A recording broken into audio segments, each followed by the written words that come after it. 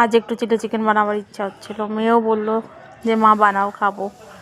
এখন মেয়ের আগে আর কাজ চলে, তাই ভাবলাম একটু বানিয়ে নিই তাড়াতাড়ি করে। ঘরে একটু চিকেন রাখাই ছিল, তো চিকেনে কর্নফ্লাওয়ার ডিম সব কিছু মাখিয়ে নিয়ে ভেজে নিলাম একটু লাল লাল করে। তারপরে আদা কুচি আর রসুন কুচি দিয়ে লঙ্কা কুচি দিয়ে হালকা লাল লাল করে ফ্রাই করে নিতে হবে।